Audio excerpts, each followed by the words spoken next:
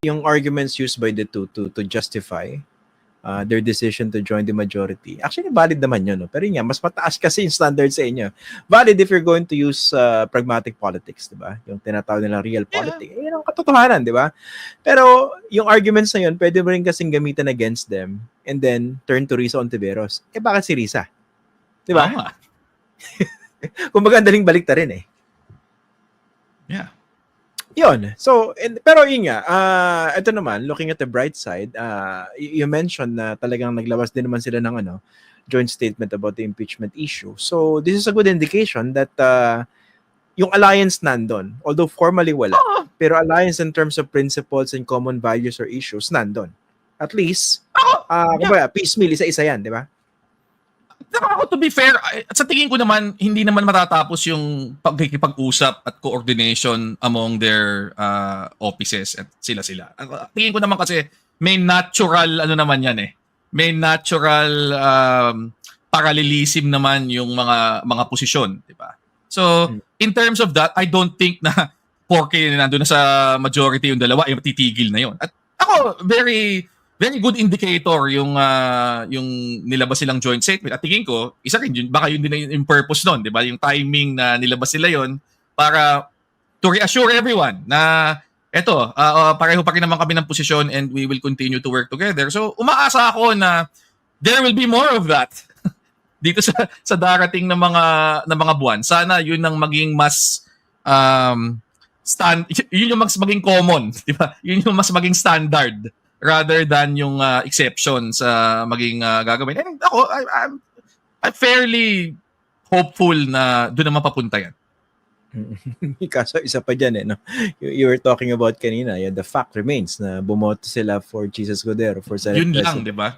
Tsaka yung mga kasama nila sa Hanay, sa majority. Nandun yung Duterte Black, grabe, no? Nandun yung mga tagapagtanggol ng due process at constitutional champion due process yan. Yun. Doon. Tama naman, they're in good company. Although actually this is also a sad commentary to our system, no? Kasi nga parang political parties, 'di ba? Meaningless din naman yung mga alliances na yan. Beyond, let's say, certain privileges or opportunities to push for certain advocacies, di ba? Pag naging bahagi ka ng majority. Pero otherwise, parang hindi mo talaga siya mas mabibigyan ng bigat di ba? Because of the realities there in the Senate. Pero ako tingin ko indicative yan nung kahinaan talaga nung party system natin di ba? Na yes, so, sa dulo, it's almost never about parties, mas individual di ba? So, you have 24 individuals na may kanya-kanyang sariling political ambition, di ba? Parang gustong maabot, may sariling prinsipyo, rather than mga grupo ng mga taong nagbibilong sa mga parties na may malinaw-linaw na posisyon sa mga issue at ideolohiya, di ba? So, ang nangyayari, every time na nagkakaroon ng minority-majority hatian, parang, di ba? Clean slate wala at parang walang kinalaman dun sa prinsipyo dito, basta hindi ano yung pinaka-convenient para sa akin as an individual dito. And pag tinignan mo halimbawa yung difference let's say sa House sa kasalukuyan, yung mga very specific na example, Akbayan tsaka ML, di ba? Dahil mas, I suppose, party, di ba? Yung at least sa kaso ng Akbayan at ML, yung kinakatawan, ayun, mas madali sila nakapagkasundo na pareho kaming papasok sa minority. So, si Kong Chel, Kong Percy, Kong Dada, kasama si Kong Laila, di ba? Sa minority. It was an easier decision, I suppose, doon. And, kanina binabanggit mo, ba't si Risa, ganyan? Kasi feeling ko si Risa kasi galing din dun sa ganong klaseng tradisyon di ba? Galing siya sa Akbayan. She was Akbayan representative for 2 terms bago siya nag-Senado. So baka yung perspective din in terms of yung disiplina ng partido at yung pag-align sa minority and majority more along the lines ng dahil ito yung prinsipyong nire-represent ko, di ba? As opposed to sa lang yung aking pinaka-advantageous na posisyon dito, mas, I suppose, maigting sa kanya. Hindi sila sabing better yon in all cases kasi baka naman at the end of the day kung sino yung mas magaling lumaro mas malayo ang aabutin, at least yun ang conventional wisdom. Pero tingin ko it's a difference in how to approach, 'di ba, yung ganyang klaseng mga alignments. Okay, may iba ako naisip pero baka may ma-offend na naman sa sasabihin ko. So, i-hold muna natin.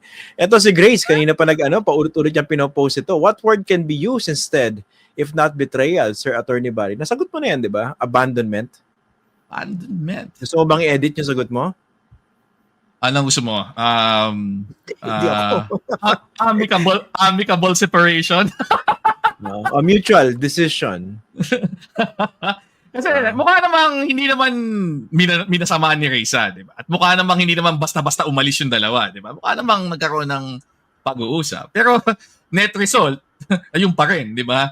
Ang kasama ni Reza sa photo ay ibang tao, hindi yung mga taong binoto ng marami para maging kasama niya. Di ba? Hindi naman yung Although, even before, no, hindi ka naman talaga makaka-expect ng yung parang may whip, no? Sasabihin, lahat tayo sa majority, ito yung boto.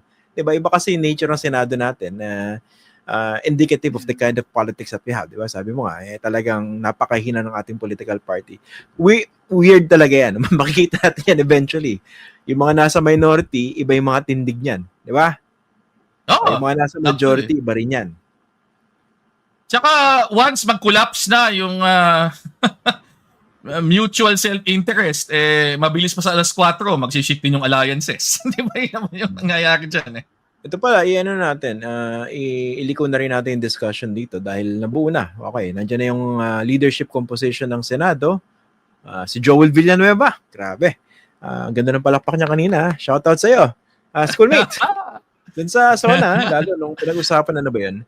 Flood control, nagpan yung camera sa kanya. Okay. 2.9 billion ang na-insert para sa kanya, di ba? Something like that. Ano ba? Sa Bulacan? Flood control. Hindi, bukas kasi, bukas na ba expected na magkukonvene? Hindi, tuloy pa ba? Medyo narito, hindi, may caucus tomorrow, 1 p.m. May caucus tomorrow. Okay. Pero, how do you see the Senate handling this, no? Kasi nga, teka, ayoko na magtanong ng napaka-innocenteng tanong kasi tapatin na natin, di ba? Ito yung iniintay nila yung Supreme Court decision di ba? Gigil na gigil silang i-dismiss yan Ano pa bang magpaplastikan pa ba tayo dito? So anong nakikita mong parang pag-uusapan dyan sa caucus na yan and how they would approach the Supreme Court decision? Magkaplastikan. Akala ko tingin ko klaro na naman yung declared public positions ng ibang senador na we will respect the Supreme Court decision. Quite honestly, tingin ko naman yun naman ang default position. And to a large extent yun naman ang tamang posisyon kung talagang unless you're willing to court isang constitutional crisis, 'di ba? Talagang susunod ka naman talaga You might disagree with it, they might pwede sila magsalita at sabihin nilang, di ba, tingin namin, meron talagang mga parts dito na constitute encroachment, etc., but we will respect. Di ba? Yun yung punto. Pero tingin ko magkakaroon pa ng hindi yan kaagad-agad na dismissal. Kasi magmumukha naman sila masyadong atat Di ba? Alam mo may konting drama pa yan, di ba? May mga speeches. May konting drama pa yan, di ba? Paninindigan pa yan, di ba? Posibleng sabihin pa nila na suspend muna, hintayin muna natin yung resolution sa MR. Kasi nag-announce na ang House that they will file an MR. So baka yun yung kasi at this point, yun ang mga dating gigil pa na impeach na. Wala na silang dahilan para magmadali Makukuha na nila yung gusto nila Di ba? Yan Pwede ba ako mag-react diyan sa ganyang mga sige. anticipated plastikan natin? Asus! Drama pa kayo Gigil na gigil nga kayo pa-dismiss di ba? Hindi ka naniniwala. Hindi ka naniniwala na hinihintay lang nila yung process to run its proper course, 'di ba? Talagang 'di ba gaya ng sinasabi nila na respeto lang 'yan sa konstitusyon at sa due process. Ikaw talaga. Naniniwala ako kasi ako napakasimple ko mag-isip, no? Hindi nga ako naniniwala na pinoprotektahan nila si Sara Duterte. Hindi nga ako naniniwala na kung hindi Sara Duterte yung nililitis dito, hindi naman magkakaroon ganitong yung para-paraan para talagang iligtas siya sa impeachment. Wala akong sinasabing ganun. Pero alam mo, ito, willing pa akong ibigay ang mga ganyan. Yung mga, hindi, talaga para sa konstitusyon, para sa due process. Ang hindi ko lang matanggap, yung pati si Holy Spirit, sinama pa sa usapan eh. Medyo na ano Ganun talaga ba? ako doon. Gamit Ako naman, naman si Holy Spirit. para kaya na natin yung Holy Spirit, hayaan na natin. Di ba? Huwag na natin isama sa ganitong usapan. Di ba? Mahirap yung mga ganyang hirit. Baka ibang spirito yung dito, ma-invoke eh. 'Di ba? Basta ako, Attorney Barry, kung ako man yung nasa ganyang sitwasyon, let's pray. Okay. Manalangin tayo sa Panginoon para to tell us what is right from wrong. Yun. Magdasal tayo. Tama namang nagdadasal eh. Wala namang mali doon. Di ba? Mm-hmm. Kaso gamit na gamit yung dasal, no? Tsaka yung Panginoon. Yun eh. Di ba? Ako na naman ang ginamit ninyo.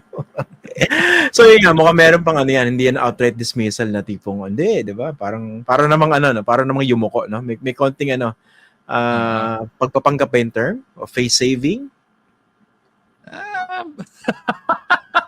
Yeah. Parang merong show of hindi naman kami ganun kaatat.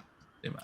Pero ako naman, in fairness, I'm not putting it past certain senators, specifically Risa Ontiveros, na talagang tatayo and express her indignation. Diba? Tingin ko din. Diba? Actually, at least sigurado ako ron, no? Kay Risa Ontiveros. Tingin ko baka actually sumama yung si Sen Bam at si Sen Kiko to actually express something similar. Naglabas kasi ng statement. No? Ako tingin ko, posibleng gawin nila yon. At tingin ko, importanteng gawin nila yon. Dahil, yung usapin kasi nung laman ng desisyon, hindi na lang to tungkol dun sa kasalukuyang impeachment ni VP Sara. Meron talagang aspeto yan. At ito, pinag-usapan na at finlag na ito ng madaming mga constitutional law experts over the past few days. Yung idea talaga na meron talagang far-reaching implications ito, diba? Doon sa power mismo ng House at ng Senate to conduct impeachment as a constitutional process, diba? Yun yung, so ako tingin ko importanteng gawin nila yun.